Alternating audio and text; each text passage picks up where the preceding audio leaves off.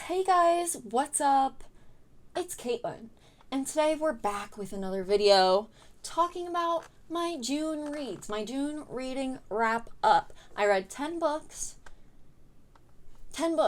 this month, about 4,400 pages, maybe close to 4,500 pages, okay?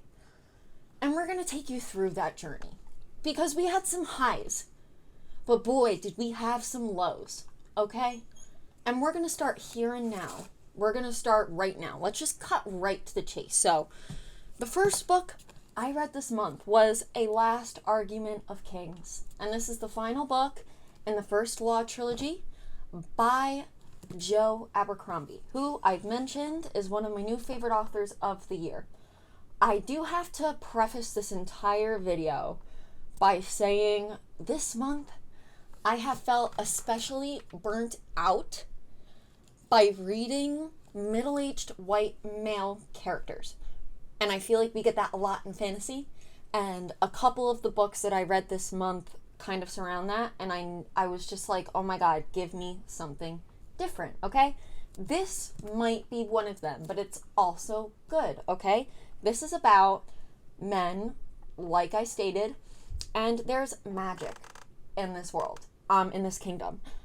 I don't quite know how else to explain this besides that. You should read it. It's very good. Highly recommend. Highly recommend. I gave this a 4.5 out of 5 stars. Not my favorite Joe Abercrombie that I've read, but still good. So you should read it. Next, we dove right into Best Served Cold by Joe Abercrombie. Although this is his worst cover, for me, this is his best book so far. Haven't read past this yet, but I plan on it. Pretty much, you should read the First Law trilogy first, but this is the trilogy that follows, and it surrounds someone, she's the Butcher of Capril, and she's trying to get revenge on mostly the men that wronged her and her brother. And I really enjoyed this. Like I said, my favorite of the Joe Abercrombie books, probably because we're following a female as the lead, and she's kick-ass, just as flawed as any of his male characters, which I enjoy. He doesn't pull any punches. I really, really liked Best Served Cold. I gave it a 5 out of 5 stars. But, like, on a scale of the 5 stars that I read this month, you'll see it's probably on the lower end. But it's still 5 stars, if that makes any sense. Okay, let's move on. Next, we read Sea of Monsters by Rick Riordan. And this is the second book in the Percy Jackson series, the first Percy Jackson series, at least. I read these when I was like 8 or 9 years old. We are revisiting them for the TV show, and I really enjoyed this. I gave it a 4.5 out of 5 stars. If you haven't read this, you're probably like buried your head in sand somewhere. I don't know how you haven't heard of these or read these at all. They are great. This one has a lot of themes of found family, chosen family, friendship, and I really enjoyed it. I really gotta say, I enjoyed it almost more than the first one. I did enjoy it more than the first one, actually, okay? I really enjoyed this book. So, let's move on. Next, I read the worst book of the year for me, and that was 9 Perfect Strangers by Leanne Moriarty. Let's talk about why, okay? So I started watching the Hulu TV show and thought it was pretty decent, pretty good. And I was like, there's a book. Let's read the book first. That is where I went wrong. That's where I went wrong. I finished the book before the TV show, and now I don't even have the chutzpah to watch the end of the TV show. I just could not give less of a fuck. Sorry, the TV show and the book were very different. They have similar threads that hold them all together, but they're pretty different. Like, for example, TV shows in California, books set in Australia. 2 vastly different places. I prefer everything having to do with the TV show over the book. Just did not enjoy it. It was boring. It wasn't that, like, thrilling or mysterious. Like, I feel like if I was put in a situation, like, it's not that big of a deal. Like, I guess the end is, but, like, the rest of it, and, like, I don't know. I feel like these characters were kind of stupid, and hate to say it, but just wasn't my favorite. 2 out of 5 stars. The more I talk about it, the less it should be. But we'll keep it at what Goodreads says because I don't want to be rude. Okay? Let's move on. Next, we have How to Take Over the World and Practical Schemes and Scientific Solutions for the Aspiring Supervillain by Ryan North. Ryan North is, I'm pretty sure he works with Marvel, but let's see in the back. Yeah, so he is an award-winning writer for Adventure Time, Jughead, The Unbeatable Squirrel Girl, and Marvel Comics, which is why it makes sense why he's so good at this, okay? This is much about a villain's psyche, and it's much about scientific things to back up the psyche, and it's so good. I'm going to reread this, annotate, take notes, because I feel like for me, a lot of the things he said are pertinent to, like, if I were to write a book, cough, cough. But I really enjoyed it. 5 out of 5 stars. This is a nonfiction, science fiction story, and it's really good. I highly recommend it. You know me, not the biggest nonfiction girl, but this, I gotta admit, this was recommendable, for sure. After that, I read Kings of the Wild by Nicholas Eames. This suffered from what I was talking about with the Joe Abercrombie. This suffered from old white men syndrome. But again, very good book, okay? Let's start from the top. It is about a group of men who back in their heyday, back in their youth, they used to be in this band. And bands are things that practically, they go out and they fight monsters because monsters exist in this reality. So, you know, fast forward like 20 years, you know, they're living their lives, raising their children, being, you know, them as individuals. And one of the band members' daughters is at risk, let's just say. Her name is Bloody Rose, and Bloody Rose is at risk. So her father is determined to get the band back together and save his daughter. This has very strong themes of family throughout the entire thing. And I feel like in fantasy books, some of them have strong family ties, but this one I feel like just does it so well. The character that we're, you know, watching all of this through is very family oriented. He's constantly thinking about his wife and his children. And I really enjoyed that in a fantasy book. You don't see it often, and it was refreshing, something different. Even though it was all men. But I gave it a 4.5 out of 5 stars. Reason why I gave it that is because I read the sequel, and that was even better. And we'll talk about it when we get there, okay? Next, we have one of my favorite books of the fucking year. And that is The Ninth Reign by Jen Williams. Boy, did I fucking adore this book. Basically, we follow an Aboran, which is a fae, okay? Pretty much a fae. A witch, and an archivalist. You get it. And about how their lives intertwine and how they're trying to save their universe from the Ninth Reign, which is, you know, basically there have been 8 reigns so far, which is when this other species comes and completely tries to destroy everything on their planet. So these characters that we're following are trying to save the population from the Ninth Reign. There is so much more to this book than that. So much more. So phenomenal. So amazing. I just adored every second of it, and I highly, highly, highly, highly, highly recommend you pick it up. The only reason why I don't have it next to me is because for some reason, only the digital version is available. The paperback's not available yet, and I've seen no option for a hardcover, even though I've seen Elliot Brooks with a physical book. So I assume that means that they just printed it, and now, like, the second printing or whatever round of printing doesn't come out until January. Whatever. I'll wait, because I fucking adore that book. Okay? Anyways, let's move on. Ninth Reign got a 5 out of 5 stars from me, and I highly recommend you pick it up because no one talks about it. Like I said, only Elliot Brooks I've heard talk about this book, and it's so good, and not enough people have read it. And I just want more people to read it. I want people to talk to about this book. So you should read it and then comment down below whether you liked it, loved it, hated it. That'd be cool. Next, we are on 9 of Wheel of Time, Winter's Heart. And this was really interesting for me because I knew going into it people dislike this book. It has less than 4 stars on Goodreads. People are constantly, or should I say men, on YouTube are constantly talking about how Wheel of Time has these like slug books. They're boring, like 7 through 9 or 7 through 10, whatever. What? Because I finished this in 2 days, not slow paced for me. Extremely intriguing and interesting. I liked the fact that we only heard from Rand a handful of times. The only problem I had in this book is the lack of Perrin and Faye.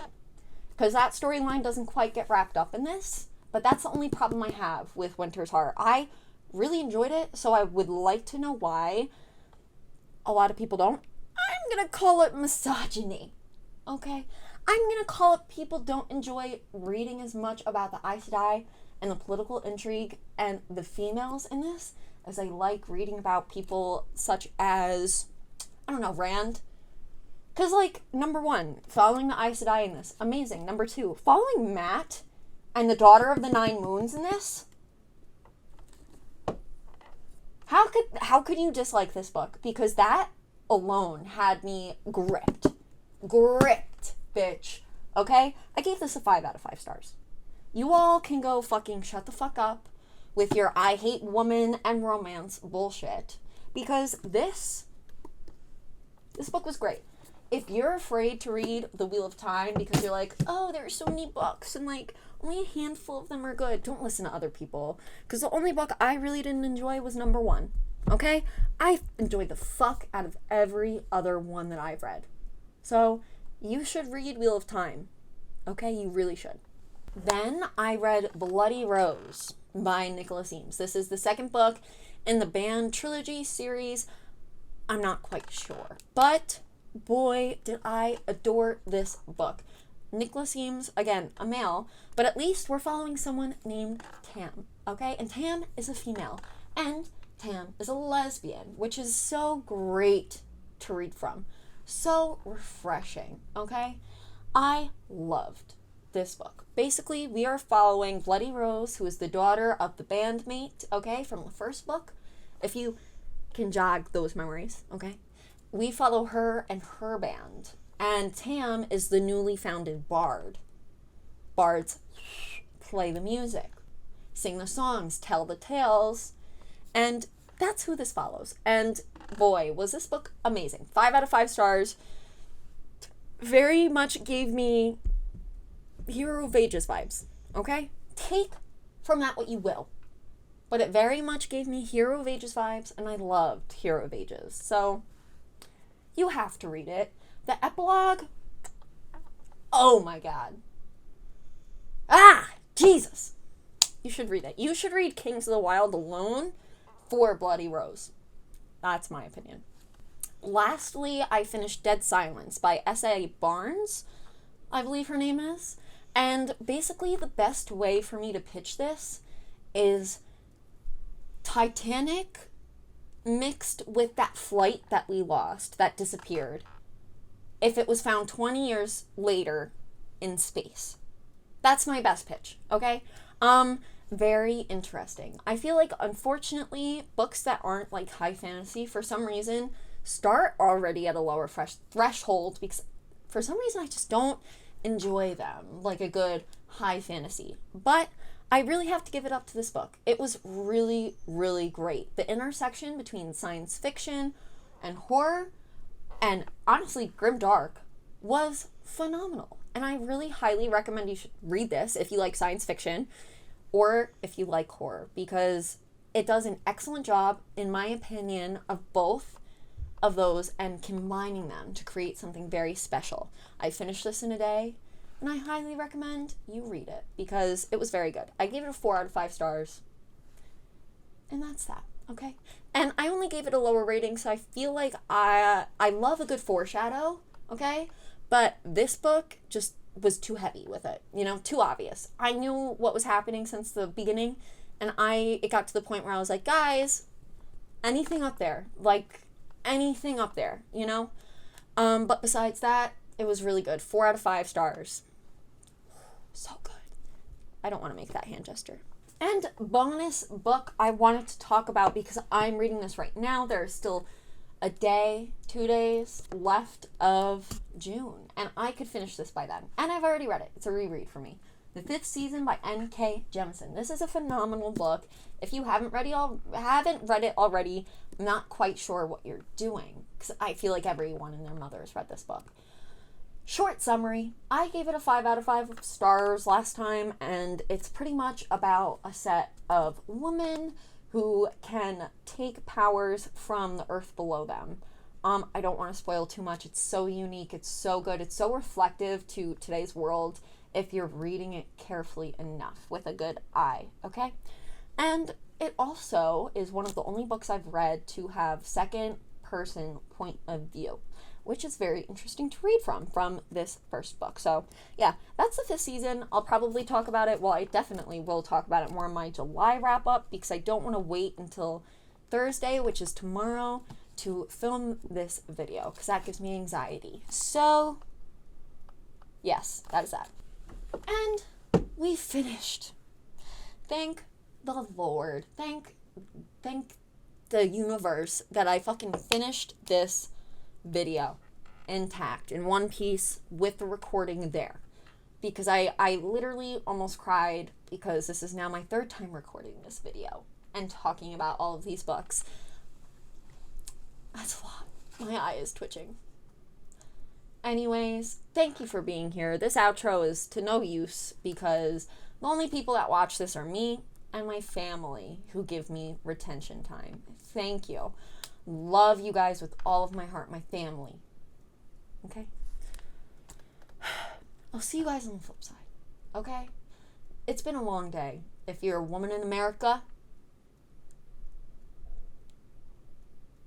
you know what I mean. It's been a long hundreds of years. So, what is there even to say? I'll leave resources and petitions down below. If you're not draconian and want to support the cause of freedom to their own body, people with uteruses, you know? Anyways, I don't want to ramble too much about that, because I feel like that's why I keep losing my footage, because I continue to ramble about abortion and people with uteruses and blah, blah, blah, blah, blah. Caitlin, we don't need to hear from you. I get it. But I just want to send my heart to everyone, especially living in a red state with those turnkey laws. My heart is with you. And this is fucking disgusting, deplorable. And this is what everyone knew what was going to happen when Donald Trump got elected in 2016. And I know that I have mostly men watching this. But if you disagree with what I'm saying, you can feel free to fucking back yourself out the door. I don't give a shit. Bye. That's my June wrap up. I'll see you next week with another video. Fuck.